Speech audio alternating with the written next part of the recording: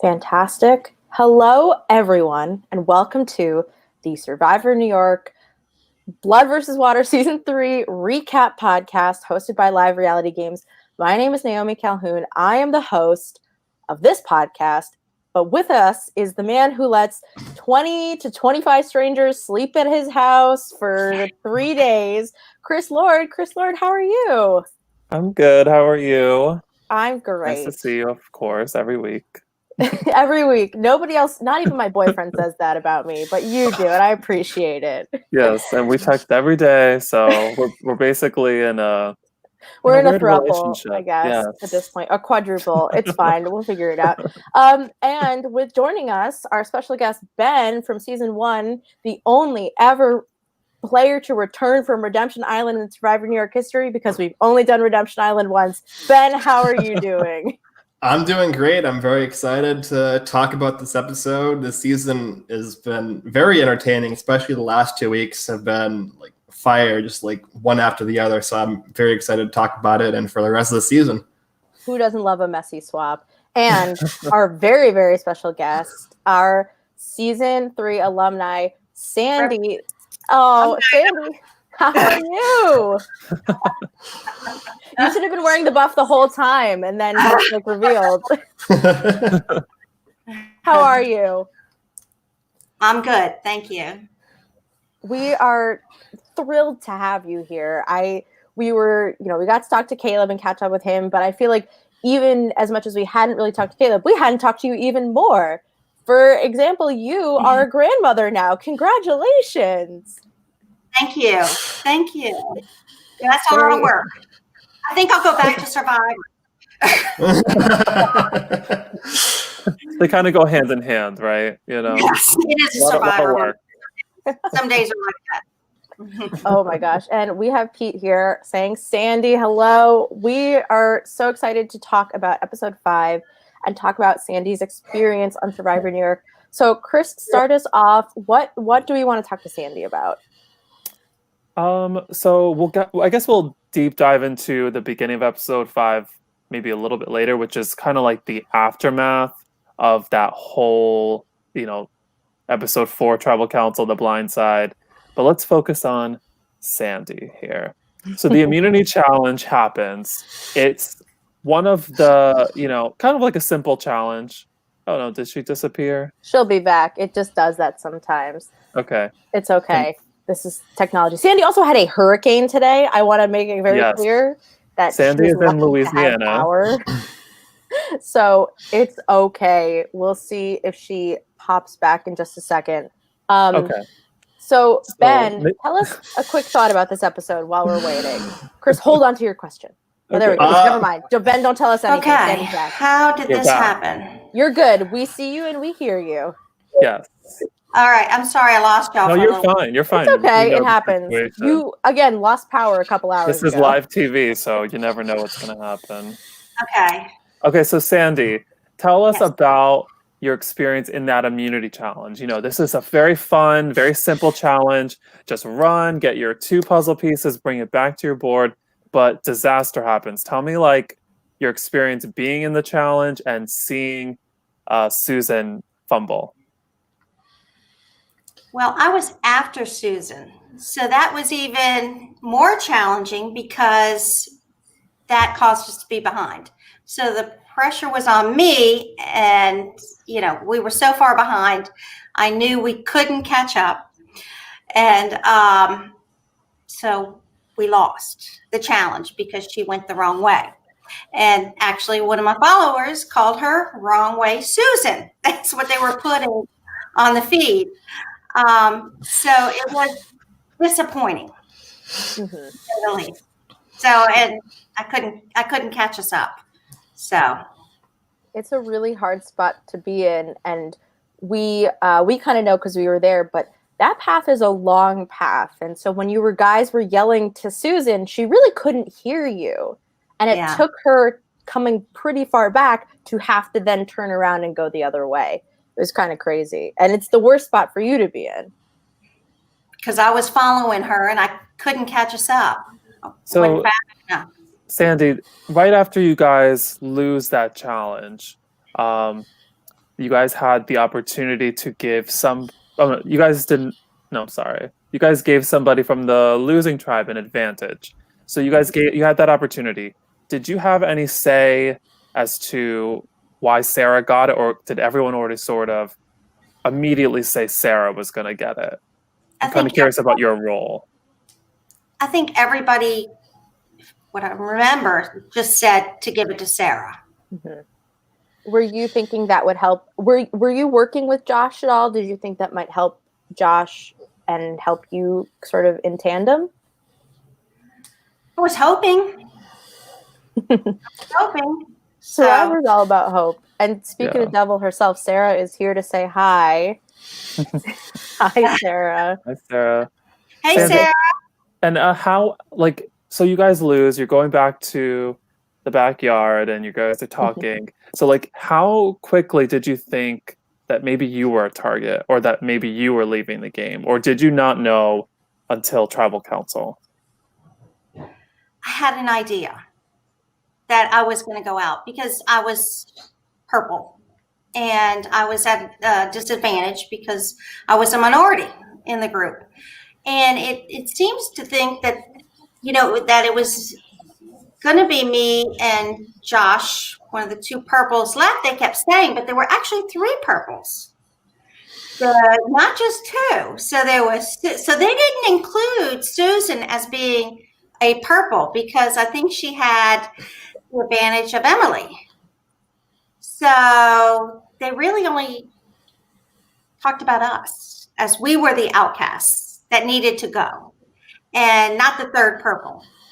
Emily kind of saved her, I guess. Yeah, Ben, what did you think watching this? Because you don't really know what happened in this season. Seeing essentially Susan mess up the challenge, but then is saved because her daughter is on her tribe. What were you thinking? I mean, I think that naturally makes sense. That Emily within the old yellow power structure would want to try to keep her mom safe, even despite her performance in the challenge. I was more surprised that it was Sandy that ended up going out here than rather than Josh, when it looked like a lot of people were primarily looking at Josh as a target. I don't know if it was because of the idol or for other reasons. I'm curious if Sandy has any input as to why she thinks that she was the one who ended up going instead of Josh, when a lot of people seem to be wary of him. That surprised me. It really did. I thought he'd go before I went.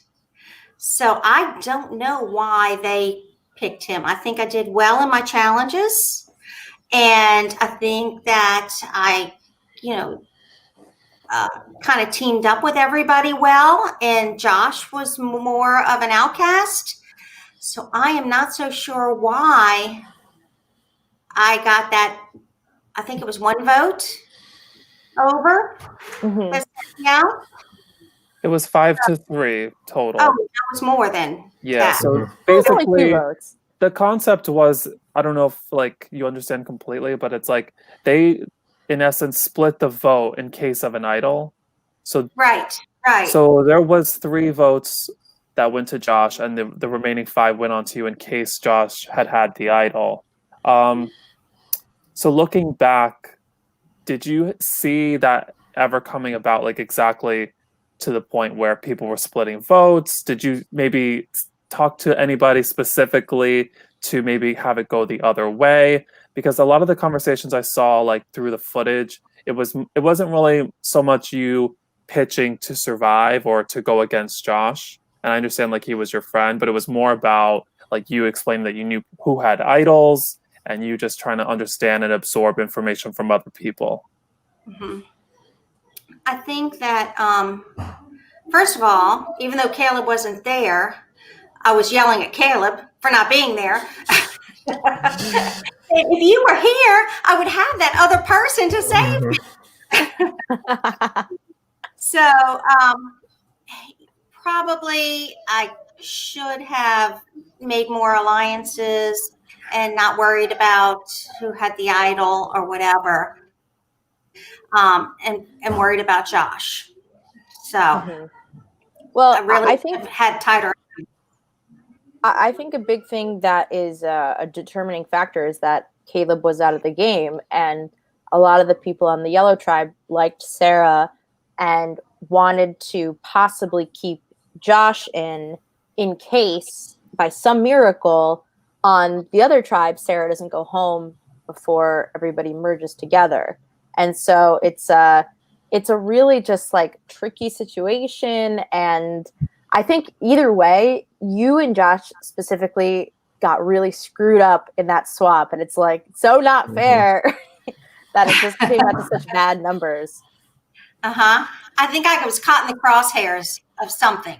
So I will say to your credit, Sandy, I think if you had maybe switched places, and this is just me doing like my, woulda, coulda, shoulda situation. If you were on the other tribe instead of Vanessa or Sanchea or Gary, I think you would have went all the way to the end. That's just my thought. I think everyone could have used you as like a pocket vote or somebody that just was.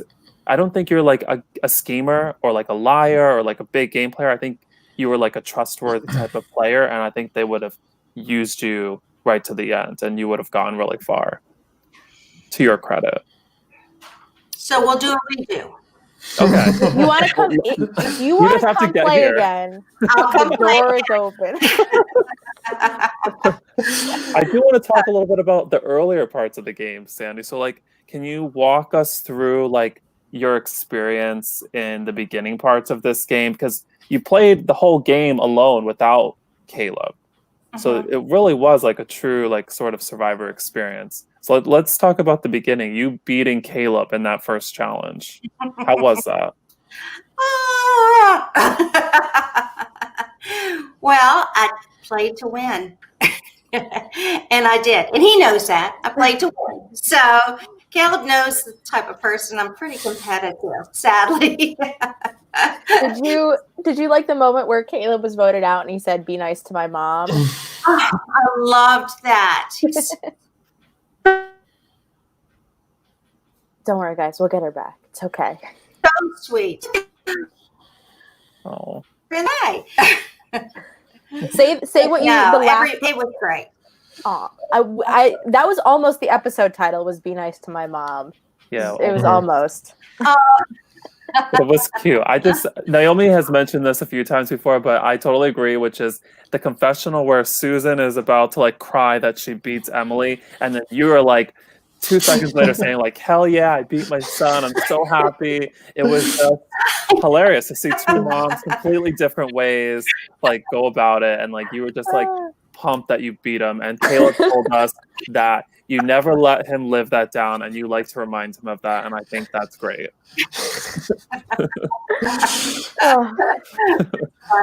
And I know that you guys got to like connect a little because obviously you went home on our first day and you guys got to go spend some time in New York City, right? After you finished up here? We did. We went and they were all going, the rest of my kids came up and they were going out to dinner.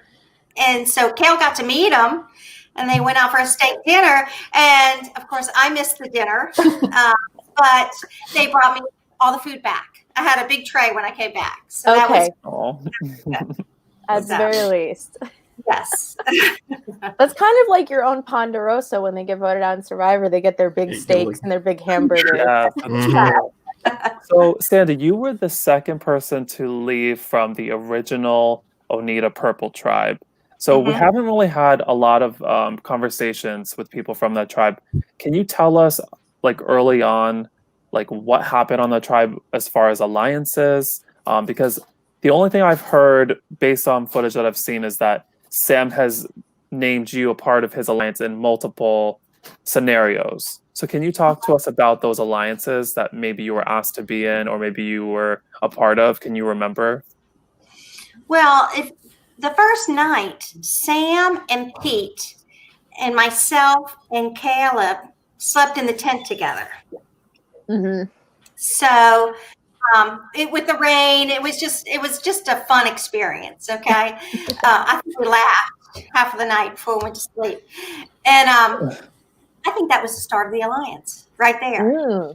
And I think some of it is, we're closer in age.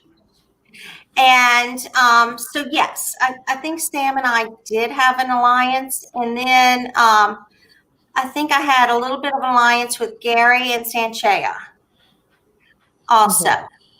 But, Avanti, not so much. Anessa, not so much. So I think that's the people that we kind of bonded with at the very beginning. But certainly, and also Susan. And maybe it was an age thing because we're all around the same age.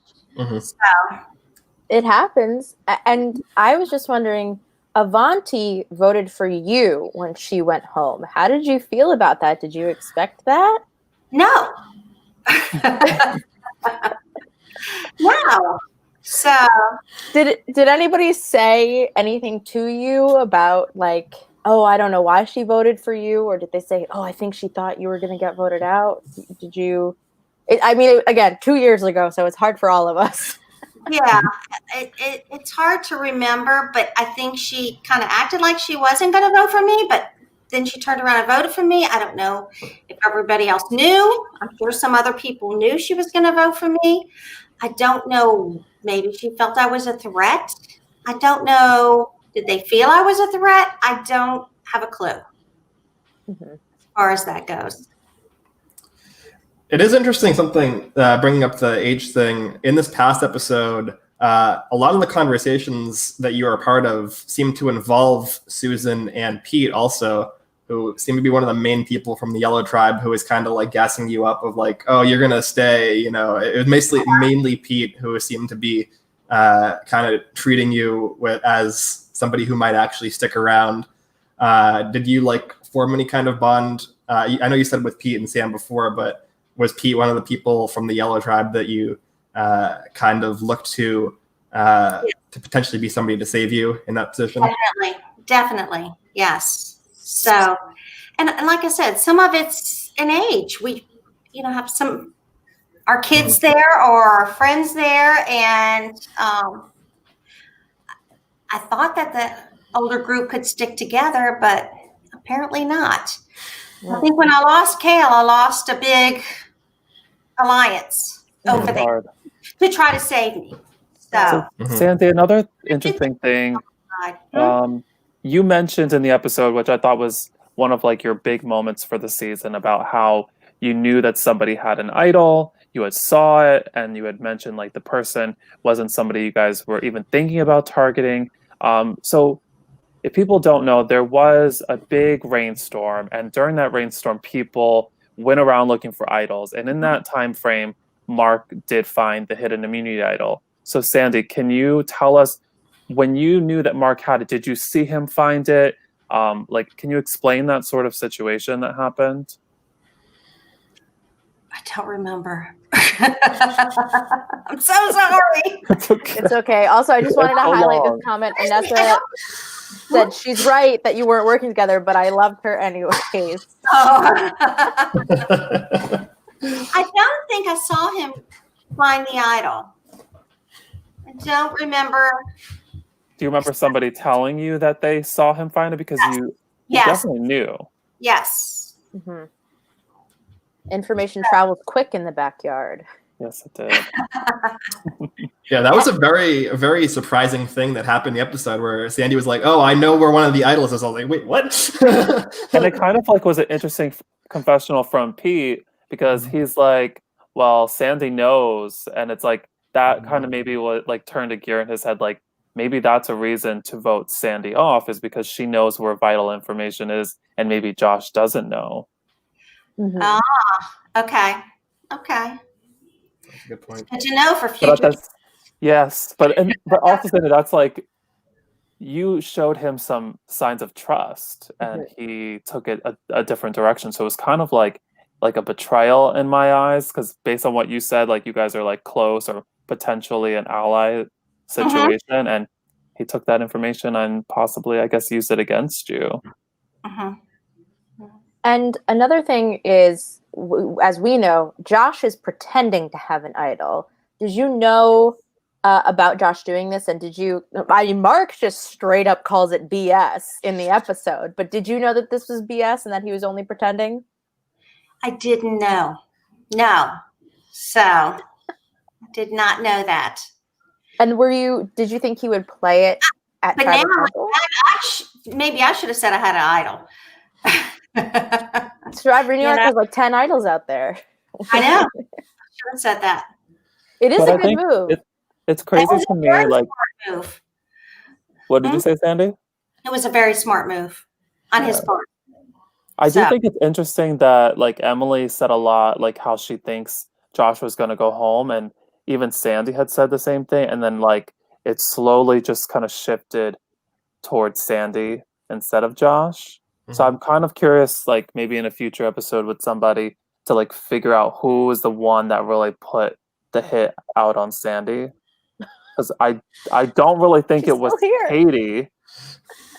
You know, so I'm curious, like, who's the one that really said Sandy as like the final decision? Because even Mark says that he doesn't really want Sandy to go in his confessional right before Tribal. And Emily said the same thing. And said the same thing. So yeah, so who do you think it was? That put the hit out on me?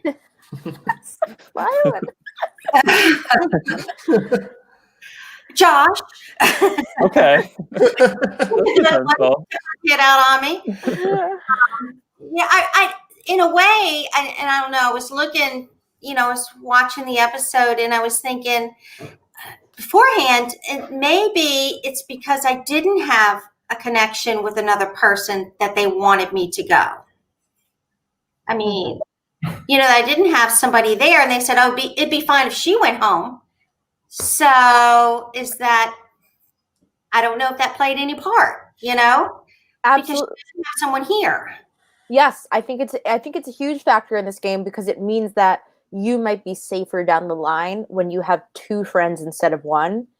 Caleb is here to say hi. Hi. And I think part of it also is Josh does a good job of pretending to have the idol because nobody really finds the purple idol. And that's because in this game, we didn't hide idols for a specific tribe. We hid them so that any tribe could find them. So I don't know if you were shocked by Louis finding the clue between the hidden immunity idol legs. And so that idol is at Tribal Council, and the idol that was found was near the sort of challenge field. So really anybody could find an idol, but when you're playing this game, you're thinking, oh, there must be a yellow tribe idol and a purple tribe idol.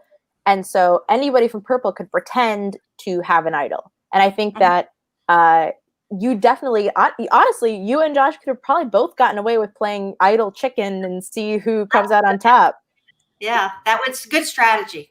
He really did a good job there. I think that's one of the defining, like, strategic moments too. Is like, I just feel like Sarah playing that sort of move and then Josh doing the same thing and it being successful for both of them. It's very credible. I think that they're able to outsmart all these people to making them believe it. I agree. Sandy, did you have a fun time playing Survivor New York? Do you still like us? Did you have a good time? I want to do it again. I hope so. I had a great time. Okay. Sandy, what was your favorite challenge in the whole season? Well, I didn't do too many. I didn't do the ski thing.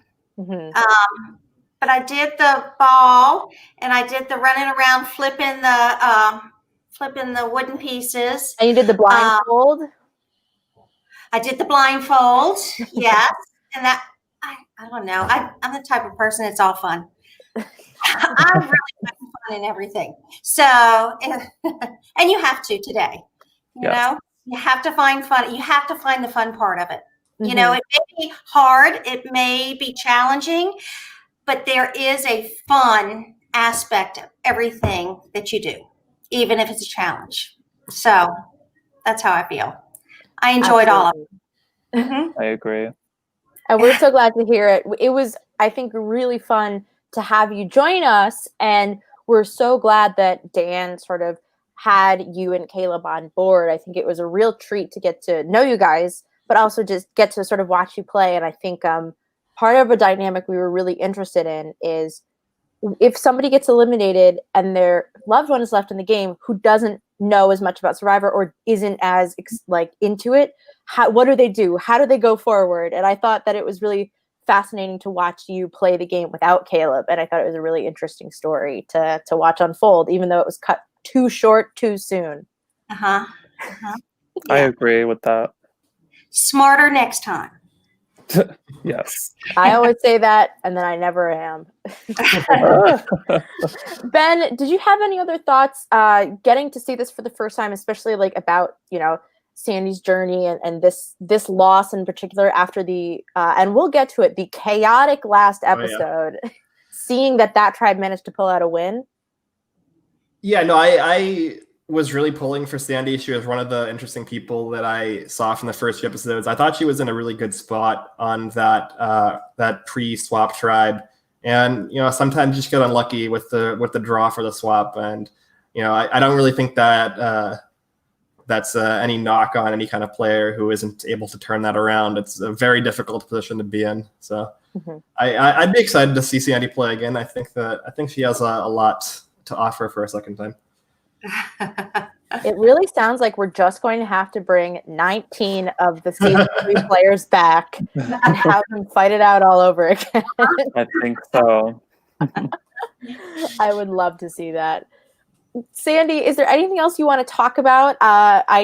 Is there anything else that's sort of on your mind that you want to talk about this whole season or this episode?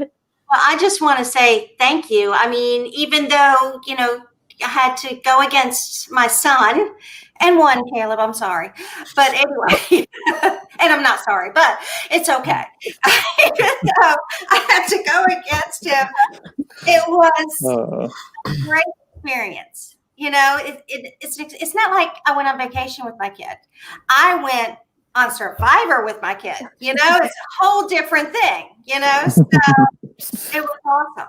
It was awesome. So thank you for that opportunity and that memory.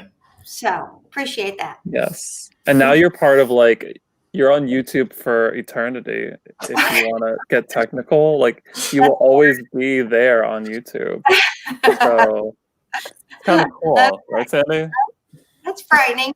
That's good. Caleb just has to laugh at that. Your internet presence is forever. And we're so thrilled to have you in the community and to be a part, and we're so glad that you're watching, because I think I know I was worried that people wouldn't want to watch the season back or didn't want to remember what had all gone down. So I'm glad that you're watching along. Okay. All right. And Awesome. If anybody comes down to New Orleans, ring me up. Okay. I'll show you around. It's funny. I was in New Orleans before Survivor New York 3. So I guess I have to make another trip. Yeah, definitely. So amazing. And I use this as my COVID mask now. Oh, I was going to ask you about that. That's so funny. Wear a buff for your mask, everybody. Yeah. Sandy, thank you so much. Have a great night. We are so thrilled you could join us. All right. Thank y'all. Bye, Sandy. See you soon, I hope. Nice to meet you, Sandy. Hey, bye, Ben. Bye, Sandy. Thank you again. All right. Bye. Bye-bye. Thank you so much, Sandy. Absolute pleasure. And I just want to say, this is such a fun episode. And Ben, okay, look, Ben, we have been living this forever. What did you think? I was enthralled for the first 20 minutes of the episode after the tribal council blow up. There were so many conversations, so much drama, so many people feeling like their games were slipping out of their fingers and trying to bring things back. And I thought Sam in particular was really fun to watch. Him kind of panicking and trying to have these conversations. Yeah, it was a lot of fun. A great back-to-back episodes here. I was just trying to play Blood versus Water. That's such a weird, bizarre line. But I know it really makes no sense when you dig into it. Yeah. But I love it. Yeah. I understand what he's saying, but it's just a weird way to word it. Like he means he wants to play with the pairs only. And Right. I thought that it was really fun when he was saying that to Hoy's face when Hoy's partner is gone. It was like, yeah, Hoy, you would have been next. Like Sam is just like the realest person I think to ever play Survivor New York, and he's not afraid. Like he's not afraid to tell the truth to people's faces. And I remember like seeing this like in person, all this chaos, and I was like, damn, Sam is definitely the next one to go. Like there's no way that he can recover from this. So when they won immunity, I was just like, wow, Sam got lucky there. I just think like this started like sometimes on Survivor, like some people are kind of like invisible in the first like maybe a couple episodes, but like now Sam and Hoy are like right in the front. Like they are like huge characters, and I think this is like the beginning of seeing maybe a little bit more of villainous characters come about, especially with Hoy like basically telling Gary to shut the fuck up and just vote along with them. I was just like, oh my god, I wonder what Gary is thinking right now, like seeing them talk about him, and like it just was funny. So first of all, Anessa disagrees that Sam was next, which we know, Anessa. It's probably going to be Sarah if you guys go to tribal council again, but we can't hypothesize on it too much because we all know what happens, except for Ben.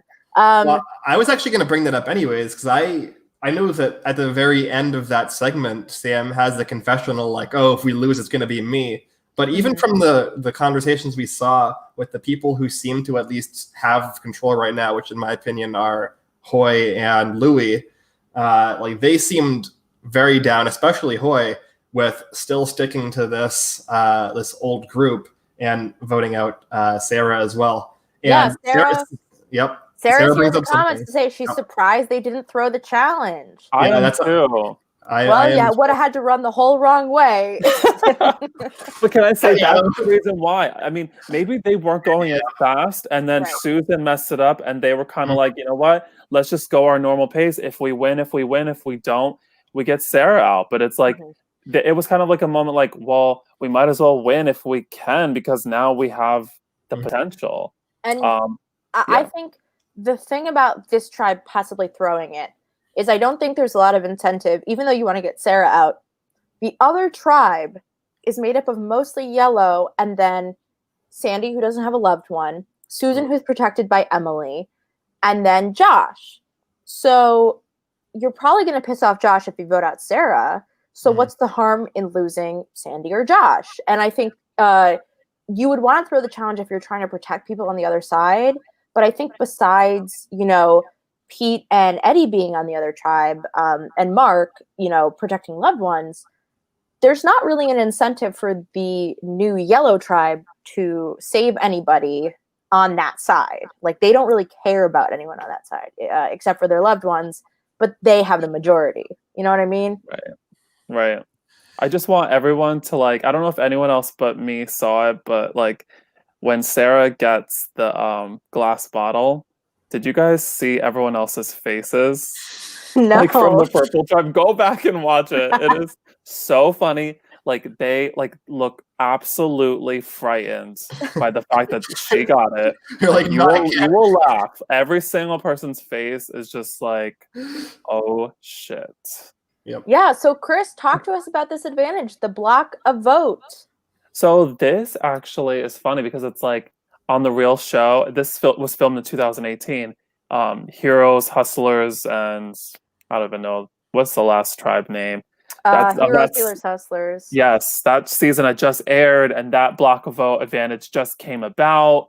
And I think you had made the paper, Naomi, and we were like, yeah, we got to try this. This would be so interesting to see somebody block the vote on the opposite tribe and maybe, cause a conundrum and make something crazy happen. Yeah. So in a way, it was an advantage, but yeah, Sarah's so funny. She says, look at Gary. Gary's the funniest one to look at from that. Gary's already mad, and then you just make him more mad. Gary was so mad that Katie had a whole confessional about how mad Gary was. Yeah, that's true too. I love that Katie, because in all likelihood, that Katie confessional is filmed after they lose. So Katie had the time after losing the challenge to be like, man, Gary was really pissed, huh? Yeah. It was still on her mind, even when they were trying to figure out who to vote off. Katie, can I say Katie gives great confessionals. She gives great answers at tribal council, and she always speaks loud. She Very high energy. needs to run for some sort of office. Yeah. She's great. Some of our cast can learn a thing or two about speaking up, please. I'm Yeah. just kidding. You guys are all lovely. Back Perfect to the block a vote thing, I feel like Yes. that was such an interesting opportunity. I have never seen it done in a live game. I've only seen it done, I think, that one time in Survivor history. So it was kind of like, let's see what happens here. And then when it did happen in the real show, it was like a crazy tribal council, ended up in a tie, this and that. So I was like, this is a great opportunity. And so Sarah has it. She decided, I guess, in this episode not to use it. So she only has one more or two more, whatever the merges, opportunities to use it. So the question is, will she use it, and will she use it correctly to potentially save Josh? And the other thing is, it is only good until the merge hits, right? Yes. It's pre-merge, and you have to use it on the other tribe, like in HHH. You can't use it on your own tribe. You have to use it on somebody else on another tribe. Technically, it's the only other tribe that would go to tribal council.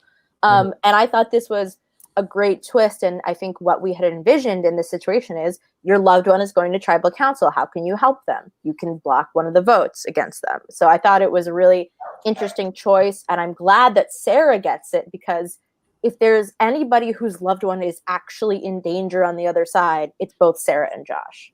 Correct. And I think it's also interesting because, I think I said at tribal council was like, it's an advantage/disadvantage because nobody knows which one it is. And at the same time, she can say whatever she wants to say about it. She doesn't have to show anybody. She can say, yeah, this tells me exactly where the hidden immunity idol is. This is an immunity necklace. It could be anything that she wants to make it to be. And I think that makes it fun. So, Ben, do you think Sarah did the correct thing? I mean, obviously we know Josh doesn't go home, but do you think it was sort of a savvy move on Sarah's part, or do you think she just didn't really know what to do with it? I think it's tough. I don't know if it would have made a difference here, but I definitely think that if it were to make a difference, this probably would have been the time to use it to make a difference, because it would change the numbers slightly, and maybe like she uses it on I don't know, Mark or Eddie, and then maybe she can have Josh pull in Sandy, Susan, and Emily if Emily's on the outs of that group, which I think she was in the pre-swap, from what I can tell. It's weird. Technically she is, but like I think Sarah and Emily were on the outs in that group. It's very strange. And but then Mark says, like, Mark and Charles were like, oh, those are our top two allies. So I'm just so confused, like, who really was going to be next. So I can't wait to talk to the next yellow person to get like some more facts about it. But something I just remembered about you, Ben, besides you being an alumni for Survivor New York Season 1, you also are an alumni, and so is Naomi, for Survivor Buffalo Season 2, where you played in a blood versus water game with your good friend, Jack, who I think is an amazing player because I played in a Survivor game with him as well, Survivor Rutlands. So can you tell me, like, what is it like to play in a blood versus water game, and looking at the situation where like Sarah and Josh are both fighting to stay alive, and Sarah's hoping that Josh can survive? Like, have you had similar moments? Like, can you kind of describe maybe what they're going through? Yeah, I mean, obviously spoilers for our Buffalo Season 2, but there is a moment, because the way it worked on that season was there was a tribe of pairs and there was a tribe of loners. So Jack and I actually started on the same tribe, and then we only got split up after the swap. And at that point, it actually seemed like Jack was potentially in danger on his new swap tribe. And at the challenges, he would like come up to me and be like, "You gotta do something to help me out." And we'd like see the visual panic in his eyes. So I definitely think it's a weird dynamic playing in a blood versus water season. It was obviously, it worked very well out for me and Jack in that season. We both made it to the end. and we had a good run in that game. And I think that it definitely comes down to like how close the relationship is and how much you trust that your loved one is going to be 100% loyal to you, like no matter what. And I think that the closer relationships, like the familial relationships, are probably easier to do that with, as opposed to like just friends. Jack and I were lucky where we were always on the same side together. We were always making decisions together, and we were basically loyal to each other to the end. So yeah, it's definitely a very interesting dynamic. And so another question, so you made it to the final 3 with a loved one. And I just want to point out, in Survivor New York Season 1, we had a boyfriend and girlfriend make it to the final 3. They both lost. Mm-hmm. We had Chantal and Alex, who had previously known each other. They both were an alliance from the first 5 minutes of the game, make it to the final 3. Yep. And they both lost. Correct. You and Jack both lost. So is there a probability that if a pair makes it to the final 3, that there's just no shot for them to win? That third player just kind of like gets an advantage for surviving alone in this game? I do think there is a big kind of psychological advantage to that, where people give you more credit if you're not playing in the obvious pair. And it definitely is a lot harder, especially if as a pair you're making decisions together. You're really kind of driving a lot of the like strategy together. When you're sitting together at the end, it then becomes very difficult to differentiate between the two of you and like say like who was actually better among the two of you. It's kind of a toss up. And at that point, the third person really has a huge advantage in being able to separate themselves and like tell their own story, kind of. And that story is probably going to be slightly more compelling, just in general. Right. As somebody who was on the jury with Brian and Jenny are very good friends of mine, and I still didn't vote for them. I think the way that particular situation went in season 1 of New York was just a very similar thing, where everyone saw Brian and Jenny as having a big advantage, where not many people knew that they were a couple. And a lot of people were kind of angry that they had this advantage that nobody knew about, whereas Priya, who won that season, had to kind of find her own pathway to the end. So yeah, I do think that is something, and maybe we'll see it this season if there's a pair in the end game that they might not get the individual credit that they might deserve otherwise if they weren't there with a pair. I think that your thoughts, like there's definitely some pairs that are thinking, yeah, there's no way I can go to the final 3 with my pair, because if I do, I don't know if I can beat them. And that maybe is why Sam was always like, I came here to beat Pete, and I think it's funny, like maybe his plan is to actually do better than his loved one, so he can always like hold that over him. So. And I also have to say, first of all, Inessa, no spoilers. And second of all, another thing I think is interesting is this idea of like, if you make it to the post-merge, do you put your loved one on the jury knowing that there'll be a jury vote for you? I think it's a good, it's hard to play out because in certain situations, like you might be more vulnerable, and in other situations, it works out a lot better for you. But like, we look at Survivor, we look at Real Survivor, and we look at like, Missy has Baylor on the, Missy has Baylor and Jacqueline has John, but they still don't win. And so is it like, I'm hoping, and I don't really remember if anybody really talks about losing their loved one to potentially gain a jury vote. And hopefully we see some of that, because I do think it's one of the most interesting parts of Survivor. But as we saw in the preview, we still got one more challenge. We got another challenge, baby. Yeah. No, I definitely think that more important than a jury vote is a jury advocate. Somebody that can somebody who knows your game and can sell it to the jury and just be like, that is going to obviously have a vested interest in fighting for you to try and get you jury votes.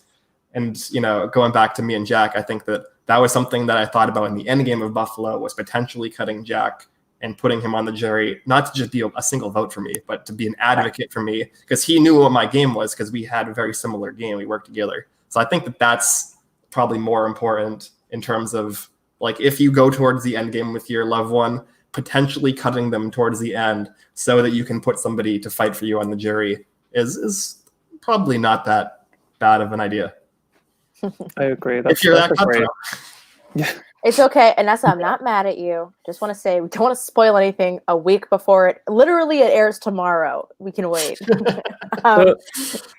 So, Ben, what else did you think about like the emotional therapy of the new Yellow Tribe? Because here's kind of what we see.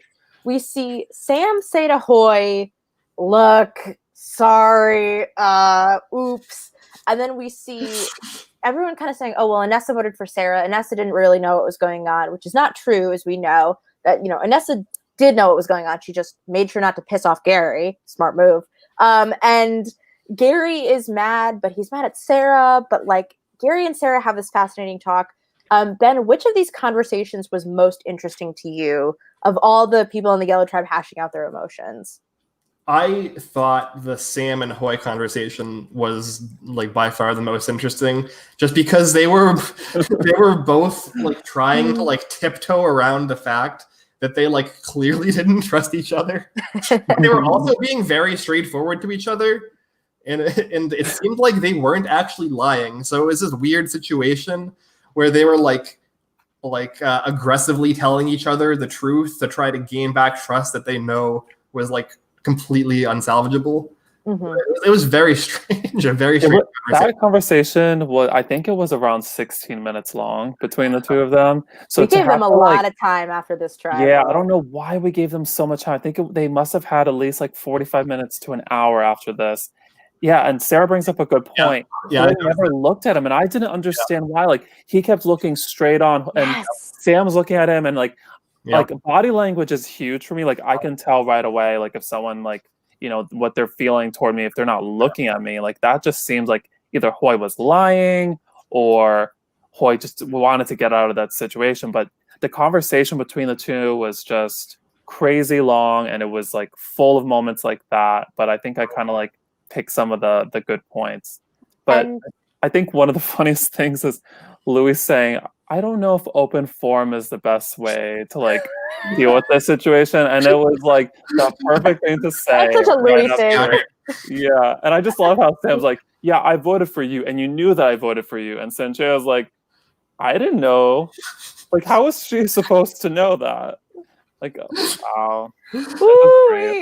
And, you know, what I loved about this was I really loved the Gary and Sanchea conversation, which is a fun fact that actually happens after the challenge. I was going through the footage the other day to make some GIFs, and I came across that. And I was like, oh, it happens after the challenge. So they've already won, and now they're really hashing out their feelings. And I thought it was great to kind of watch Sanchea basically welcome Gary into the No More Loved One group. And be like, hey, we both lost our loved ones. Like, you know, I know you're mad at me. I know I'm mad at you. But, like, let's work it out because we're kind of screwed here. And I love this dynamic, and I can't wait to see more of it going forward. I think the Venn diagrams of alliances in this former Purple Tribe are so fascinating. It's a lot of, like, Inessa and Sam, but then Inessa and Hoy and Sanchea, and then Sanchea and Hoy and Gary, and then Gary and Sam. Like, it's all like a weird chain. Why does Sam never include Louis in any of his alliances? Can somebody explain this? Like, Inessa, can you please like explain this situation? If you look at every single one of Sam's confessionals, it's like Louis does not exist in his head. He lists every single person on trial except for Louis. Yeah, I don't understand. Like, but at the same time, Louis is with everybody. So why Louis Sam pushed that vote? That was Louis' move, right? Yeah. Yeah, so I'm very confused about that. Like he, like Sam even says, like, oh, I think I should be okay because I still have Gary and Inessa, but he has to work on everybody else. Like he kind of just like makes it seem like Louis is impossible to gain as an ally or ever had. It just, I think it's so fascinating. I can't wait to one day talk to Sam about this. Yes, Inessa says, I love how Sam always thinks I'm totally lost. And, you know, I think the funniest part of like this whole sort of breakdown is like they all kind of have this collective thing of like, we still need to vote out Sarah. And I love that. I love that they're so mad at each other, but they're like, oh shit, we still gotta vote out Sarah. All right, like mutual enemy. Always says that like 4 times in the episode. We have a mutual enemy. It's so funny. I loved this dynamic, and I think this is one of the best like Survivor New York sort of scenes. And I don't know why we gave them an hour, but I'm glad we did. And like they needed it to sort of repair their emotional bonds. And let's also sort of break down the challenge just a little bit, because I think it's kind of hard to see in the episode. If you look at where the challenge is, there's towards where the buckets are, it basically like creates like a little eyelet. The path splits into 2 and then remerges.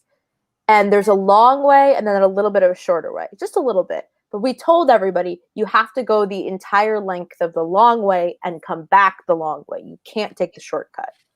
And that's why Susan messes up. Is Susan takes the shortcut on the way back and doesn't realize it until she's gotten pretty close, and then has to double back and go back. I felt, Chris, I don't know if you remember how you felt. I felt so bad watching this happen. I was like, but I was also like, oh, they're not going to try. The other tribe's not going to go to tribal because they're going to lose. And I was like in this whole roller coaster of emotions watching Susan sort of run the wrong way. Chris, what were you thinking during this moment? Like watching it back, just seeing everybody like scream and go crazy. Like I was like, I have to put this in like the preview for next week because it was just so chaotic. And I just remember just feeling so bad for her and thinking, there's no way she's going to survive this. There's just no way. Like, you mess up a challenge and like being like it being such an obvious mess up, like that can only hurt your game. And the fact that she was able to recover from this is super rare. And she's very lucky she had Emily on her tribe and that she was able to be considered as a number, because who knows what would happen if it was a different configuration. Mm-hmm. But man, that was really hard to watch. It was just hard to even like edit and like yeah, and we got in our group chat, we got a video of, because Emily. Oh my god! Emily Can we show this video? I don't have the video. I don't have it on my computer, but I will. If you pull it up, go ahead. But Emily is with Susan right now, and they were watching the episode together. I have a pull quote from this text message. I'm gonna put it on my phone, okay? And like, can you guys see the? No. I don't know if you guys can see. Yeah, go ahead. Well, hang on. I gotta find the quote first. It's so funny. Okay, so this is Susan. She's holding right here. What she's doing? Wait, hold trying on. to like block her face. Oh, she's mortified. Yeah, I mean, I would be. That was. All right, guys. I love Susan. I'm gonna play great. this. That was ready? Yeah. Go ahead, hit play. Oh God! Oh no! Oh God!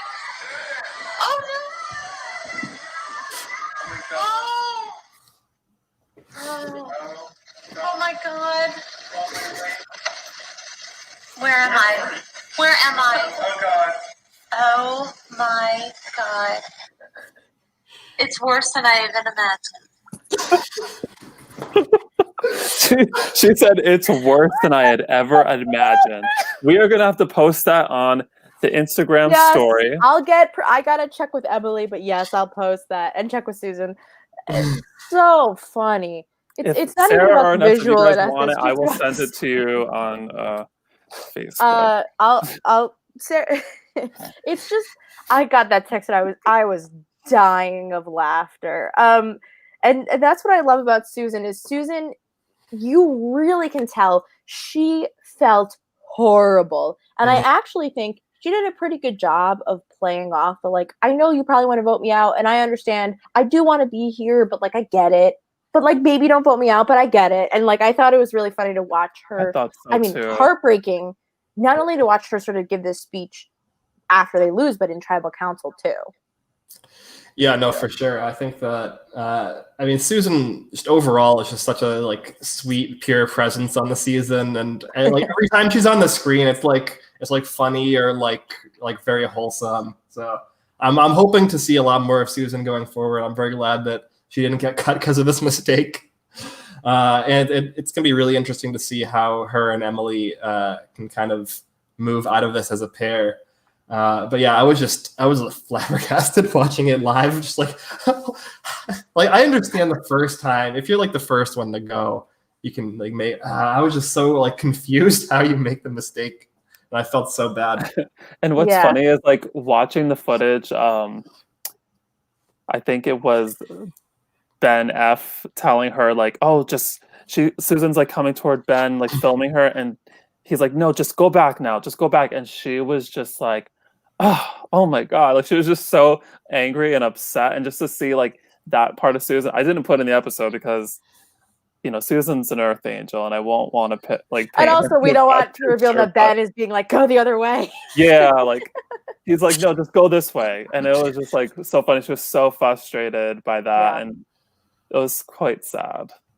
That whole episode, I love a challenge that involves a little bit of running, but not a ton of running, and solo running, because running is something that really like we see Eddie take off like a bullet, and and Hoy is booking it, and so is Emily, and like all these people are booking it, and then like it just is this horrible spot where like Susan messes up. Susan is a runner; she can run like, you know, the distance isn't the problem, and then Sandy has to follow her, and it's just like such a bad timing.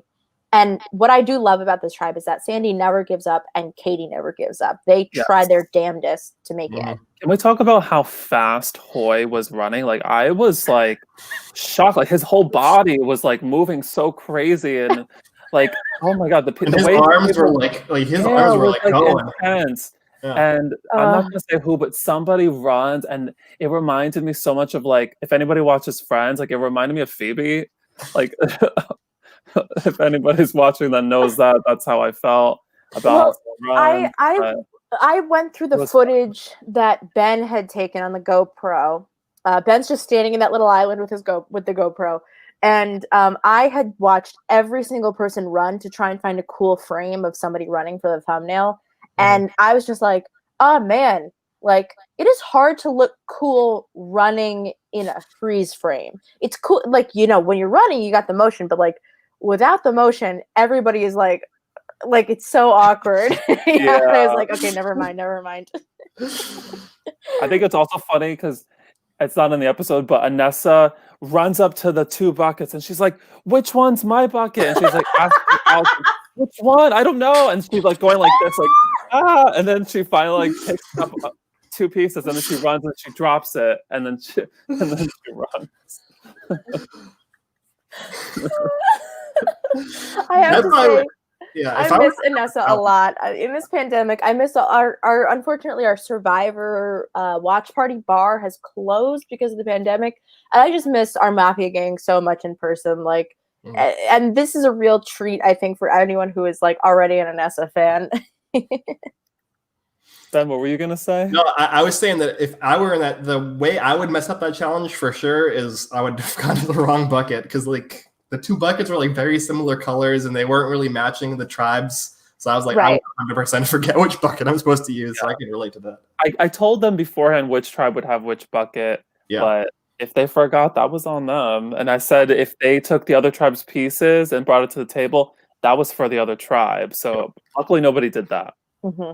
And once again, the puzzle queen pulling it out, Sanchaya does her thing.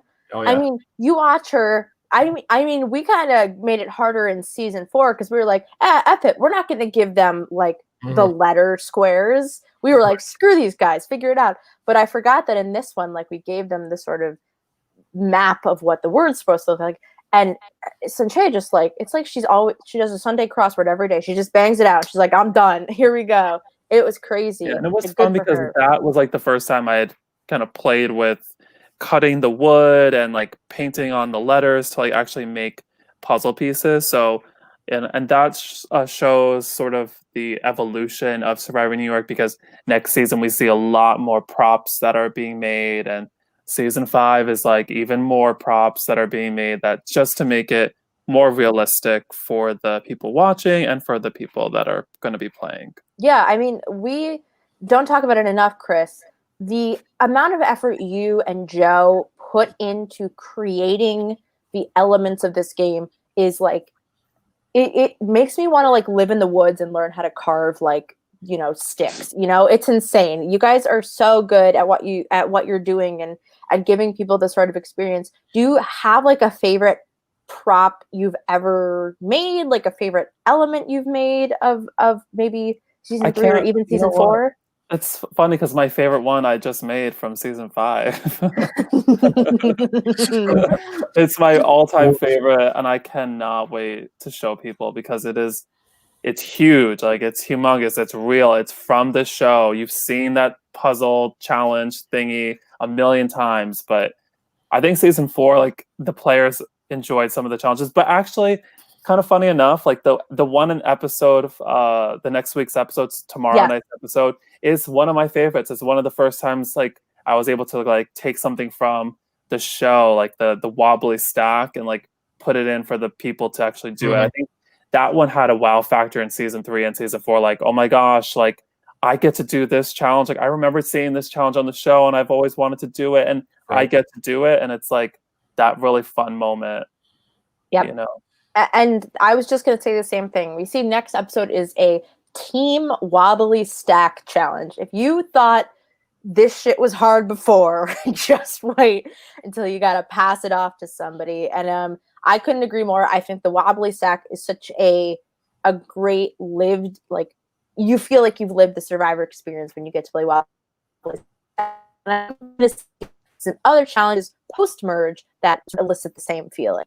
And season 4, like, you guys are not ready for season 4. Ben, I assume you know a little bit, but y'all are not ready for season 4. Like, I can't wait. And just like a preview, like, you know, I'm a huge Big Brother fan, so you have to sort of merge the world. And there's my favorite Big Brother challenge. I got to make it an immunity challenge. So I think I'm excited to talk about that in the future when that happens too. Oh. Yes, I'm curious. We all can't wait when everybody puts on a big costume and dumps in a bowl of water and then squeezes themselves out. No. Look, we're still Survivor.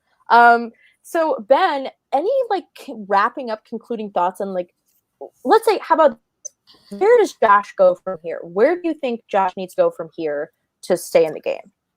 I mean, other than just like win the challenge. Well, we see that Mark calls his idol some BS. So what does he have to do? Yeah, it's tricky. I think that if there was a move to be made, it probably would have been this last tribal. Maybe he can put some like throw some shade onto like the Emily Susan relationship. Maybe like he can talk about like him being somebody who could bring Sarah over. But if they have Susan already, and like, I don't know, it's very tricky because like I feel like if they lose again, it's probably going to be Josh. I don't know if there's anything you can really do. It's just kind of a crappy situation with the way the swap worked out. Maybe he can do a secondary idol bluff, or maybe some other advantage he can fake. But it's very difficult situation to get out of, I think. And sorry, I'm not difficult for podcasting. And on the other side of things, what do you think Sarah can do to, you know, get out of her situation? It's really like Sarah and Josh are just in really awful spots. And like, it's such a catch-22. So what do you think Sarah can do to improve her situation besides win the challenge? I think that Sarah probably has a better shot than Josh, just because that tribe is like more naturally fractured because of the like blindside situation that happened in the previous tribal council, where she might be able to push a vote against somebody like Sam, and she might be able to more easily pitch that she can pull Josh over as a number than I think that Josh could pitch that he would be able to single-handedly pull Sarah over. Because I think that the other tribe probably has the chops to flip Sarah regardless of whether Josh is there or not. So I don't know if that's a huge selling point as much as it would be for Sarah, where Josh is kind of more obvious as a free agent.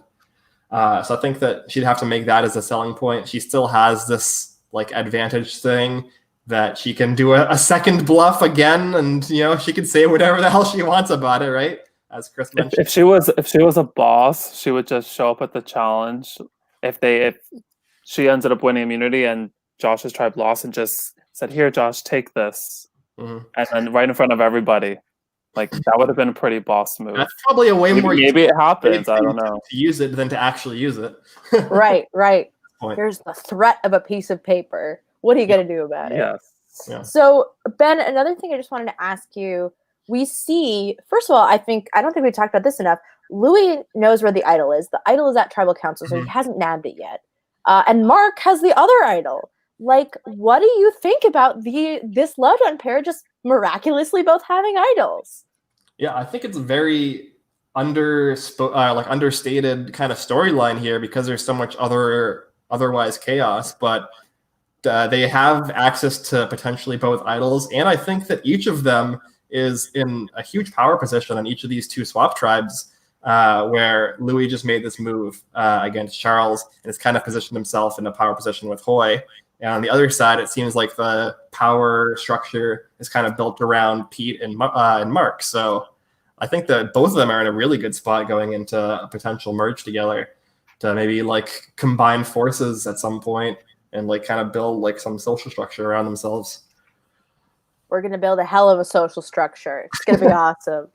I agree. And Chris, is there anything else you can think of that like viewers should be keeping an eye on? Any players? Like you mentioned, Sam and Hoy, we didn't hear a lot from them. And I'll say this, a lot of why we don't hear from Purple is just because Purple was just chilling. They didn't have a lot of strategy to do, so the confessionals aren't there. But these people are here to play. And I think now that the field has thinned out a little bit, people are here to play. So, Chris, is there anything you want to sort of say, like, keep your eyes out open for? Well, like you just said, I think you're going to see a lot of the original Purple people, like, really come through starting next episode and to the end. It's like you said, a lot of people are, like, weeded out, so there's more focus on other aspects of the game. And there's a lot of great moves to still happen, a lot of great challenges, challenge performances, conversations, blindsides. I think a lot of people are going to be very happy with like a lot of things that happen. I think the merge episode is one of the best episodes. There's underdogs. I can't really get too much into it, but I'm pretty excited for everyone to see it. I am so excited that this merge episode is coming out. Not now, not next week, but soon. And Not y'all tomorrow, are going to but lose next it. week. Not tomorrow, but next week. Yeah, spoiler alert, we're merging after this episode. Oh, yeah. And it's going to be a great one. Ben, do you have a winner pick? Is there somebody you think is going to win the whole thing? Unless you know who wins and then don't say anything. Yeah. I think just looking at the episodes, something we also haven't really brought up a ton is on top of knowing where the idol is, Louis also has a challenge advantage, right? For presumably starting at the merge in the individual section of the game. We're not 100% sure, but that's kind of like the way that it sounds like it's written. So I think that both Louis and Mark are in a really strong position. I'm interested to see where Emily especially goes after into the merge, hopefully. But I think that Louis is in a really, really good spot. It's true. And I think that we see I think we accidentally stacked Purple because Purple is here to play. You've got like Hoy and Anessa and Gary and Louis, who are all like such survivor-brained people firing on like all cylinders. And on the other side, you have people like Pete and Mark and Eddie, who are really tight and really bonded. And I think the best thing about this season is going into the merge, a lot of people are emotionally bonded to their tribes and have a difficulty reckoning with the loved one that they have. And I think it's a really great storyline that goes through the whole season. I just had a random thought, like about right after around Sandy was voted out, I was thinking about like, who am I? Like, obviously I'm not going to help anybody production wise. Like, you know, I'm not going to cheat for any player. I want it to be 100% fair, but you know, in the back of my mind, I'm a huge Survivor fan. So I'm watching a real Survivor game unfolds in front of me. And like, I could just remember thinking like, wow, I love Sarah. She is the ultimate underdog. She is such a good player. She's going to be underrated, underestimated. And she just had like this like original Parvati sort of vibe. Like, just like, maybe not the biggest fan in the world in the beginning, but like she grows and she grows and she becomes like such a good player. And like, I love her storyline so far. She reminds me a lot of Michelle in Winners at War, just like scrapping her way on the bottom. And I am really interested to see like if her storyline goes forward, what else we get to see of her. Hi, Sarah, in the comments. And the other thing I just wanted to note is that like, if you are super into hearing about Survivor New York, you can play Survivor New York by applying to our casting pool. Oh my God, isn't that so convenient that we're casting in general for season 5 and onwards? And you can play Survivor New York. We're taking applications not for any specific dates, but just for the future when the world is safe and it's okay to hang out together. tinyurl.com/SNY casting. You can join us and become part of the family if your application is interesting enough. I'm just kidding. We're going to interview almost everybody. And Chris, is there anything else before we kind of wrap it all up that you wanted to talk about? I loved the scene from this episode where Josh walks up to Katie, Eddie, Pete, and Mark, and they're like literally talking about him strategizing. And like Katie kind of talks a little bit more, and then she turns and looks at Josh, and like she looks like she has horror on her face, like basically like get away, like we're talking about you right now. And doesn't Josh say something like, "Oh, I have nowhere else to go"? Yeah, he says, "I have nowhere else to go," and it was just like so awkward. And like I put that in there because it was literally like an awkward like 5 to 10 second pause, and then he finally leaves. And there's another scene where they're all talking about how they're going to vote out Sandy, and Sandy's just standing in the back. And it's like, oh my God, she's right there. Mm-hmm. Ben, anything else that you are, any thoughts? We are so glad that you could join us. I know you've been enjoying the season, and we're so glad that you got to come and give us some astute observations. I think it's been a real treat. What did you think? Final thoughts? Yeah, I'm glad I was able to come on in this episode. I think this is we're really heating up the season at this point. Like the last 2 episodes have been like really, really good, and I think that going forward, it's probably only going to get better. So I'm very excited to see the rest of the season, especially when there's no Survivor on right now. This Big Brother just ended. It's not like that was good anyways. So perfect timing. So all you have to do now is watch us. And I will say, I was on the episode recap from Live Reality Games for Survivor at UVA. That's a great season of Survivor. And if you aren't watching, I would highly recommend it. Some of the best Survivor characters I've seen in a long time. Survivor Michigan just wrapped up. Survivor Maryland is airing. I feel like people want Survivor to come back so bad, but let me tell you, there is great Survivor out there. You do not need to watch CBS. And guess what? We don't have commercials. I don't know why you guys we don't have commercials. So that's way better. And hi, Pete. We love it that you even pop in to say hi. That's a question for Ben really quick too. Ooh, Ben, who do you think is going to be out next? I mean, I think if Josh's tribe loses, I think he's pretty dead in the water. I don't see a way you can get out of that, except unless some like crazy miracle happens. And if the other tribe loses, it's probably going to be Sarah based off of the conversations we've seen. But I think that, like I said, she has some more outs to potentially push it on to somebody like Sam. Yeah, it's a great sort of interesting dynamic where you kind of know what might happen, but there's always room for more, and there's always room for something to hit the fan. Ben, thank you for joining us. It's a real treat to get to talk to you again. And like, thank you so much for your time. Yes. Thanks, Ben. It's always nice to see you. Yeah, of course. And great to be on here. Hopefully, look, I'm talking to Brian. I'm going to try and get an Among Us Survivor New York stream going. I think that'd be hilarious. 100%. So we're working on it. I'll come back to you in a moment. I've just been doing research about Among Us all day today, so I'm kind of excited. Download it on your phone and just start playing. It's my new favorite game. I love it so much. And don't forget that episode 6 literally airs in less than 24 hours. Yes. You have no excuse. I just told you. It's going to be on pretty darn soon. You can join us at youtube.com/c/Survivor New York, which you should be subscribed to. I don't know why you wouldn't be. But if you're one of those people who apparently likes our Facebook page or follows our Instagram but doesn't follow our YouTube channel, you're psychotic, and I don't know why you haven't already. And I just want to point out, Pete said, apply for Survivor Reelfoot live reality game next June. Yes, Survivor. Survivor Reelfoot is one of my favorite live reality games.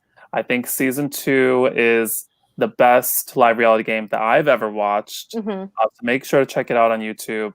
I remember watching this when season 1 came out, and I got to meet some people from the cast, and I said, wow, I feel like I'm meeting like real survivors, and like great show. I think Amos is a great host. They have great challenges. Naomi played in one of the seasons. Anessa's played in one of the seasons.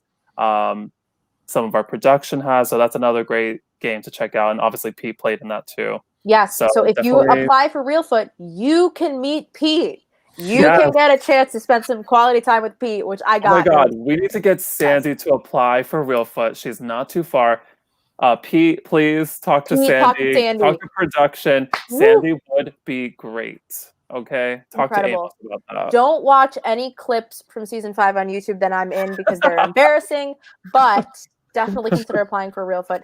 Nessa was on last season. She kicked ass, and I think it's a great opportunity, and some of the people I've met through Reelfoot are like just truly some of my best friends. So definitely check it out. Same, yeah.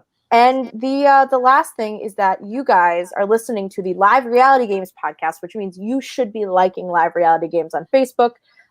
Dustin and Kirk and everybody behind the scenes is working hard to create a way for everybody to know what is happening in the live game community, especially right now as we're so disconnected from, physically hanging out. We can be connected socially. So go to facebook.com/live reality games and like their page to get notified about all the amazing live reality games. We've got Totem Pole. First of all, I don't know if you guys have seen Backyard Survivor, the Australian show. That is the craziest production value I've ever seen in my whole life. Oh my God, he's so good, and he's so young. I'm so impressed by him. I think he's amazing. He's done an amazing job. Ben, if you haven't seen it, check it out. Like, seriously, I think you would enjoy it. I will. Nessa says Pete took a splinter out of my foot while I cried. And if that doesn't sell you on playing Survivor Reelfoot, I don't know what does. Survivor Reelfoot is real. Like, people get injured. People, like, really are sleeping in the woods. Like, oh, yeah. I'm very impressed by it. Oh, yeah. I slept on that ground for 3 days, baby. Damn, it took 3 days to get you voted out first, Naomi. My God, that's crazy. Spoilers! I was technically voted out first, but there was somebody who went before me for other reasons. Injury is different, Or maybe it was like 2. I don't remember. Look, I didn't do good, but I had a fun time, and isn't that what matters? So, guys, thank you so much for listening, and please remember to subscribe on iTunes or wherever you get your podcasts. Ben, is there anything that people can head over to check out from your end? Any content you want them to listen in on? Yeah, I mean, Big Brother 22 just ended. If you have any kind of emotions about that season, which is, I know, very difficult, you can check out me and Brian, who was on last week. We have a podcast with our friend Chad called The Have Not Room. And we just recorded a finale recap. That'll be up tomorrow, so you can check that out. I do some other videos and stuff with Brian on our joint YouTube channel called We Could Get Everything. We're going to try and get some video game streaming, maybe some Among Us streaming in the future. And, eventually when The Circle Season 2 comes out, we're going to cover that in our Influencer Chat podcast. I'm a big fan of The Circle. I think it's underrated, even though I feel like you should apply for that, Ben. I think you'd be great. If it weren't for COVID, I wanted to apply for season 2, but I put it off because of COVID. I didn't know if I wanted to be doing that, but maybe for season 3. Yeah. Yes. Chris, how many rooms does your house have? I think we could do between my parents' house and your house. I think we could do The Circle.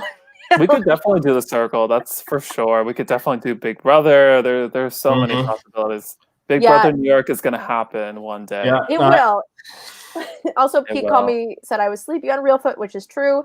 But the amount of sleep I got on Real Foot, I made up for by not sleeping at all during Survivor New York. So, you know, True. one or the other. And the now Nessa, we have to go to bed. Would you be a catfish? I would 100% catfish, and I know which friend of mine I would take the photos from. I have already had conversations with my sister about catfishing as her. So Oh my god, I didn't even know you had a sister. I need to like look her up. I want to see what she looks like. Like, does she look like you? I'm like, what's her name? I have to Facebook her now. Oh my god. My theory is I want to go on the circle with my brother, and we'll just play as one person, and like maybe we'll like my little brother will be the person, and I'll just be in the background like coaching him. We'll see. I don't know about that. I would rather be alone on that show than with a person, and but maybe that's just me. I feel like it would be too stressful. It would be way more stressful with another person there. But yeah, I would 100% catfish. I think it would like it's probably strategically wrong, but I think it would be more fun. And if I'm gonna go on the circle, I'm going to have fun. Yeah, exactly. Yeah. And this has been so much fun. I can't wait. Ben, hopefully we'll have you on another episode. We still got a ton of episodes left. Yeah, there's like 7 more to go. Maybe 8. Oh my god. I forget. And episode 6 airs tomorrow. It's called Just Keep Your Smile On. And I can't wait for everybody to see it. But for now, go subscribe on iTunes. Go subscribe to our YouTube channel. And just have a great night. And thank you, anyone who maybe saw our Instagram story and voted for Davon for America's Favorite House Guest, because we did it, y'all. All right. I voted every day. Me too. I did my civic duty. Guys, thank you so much. Have a great night, and goodbye, everybody watching and listening. Bye, Ben. Bye.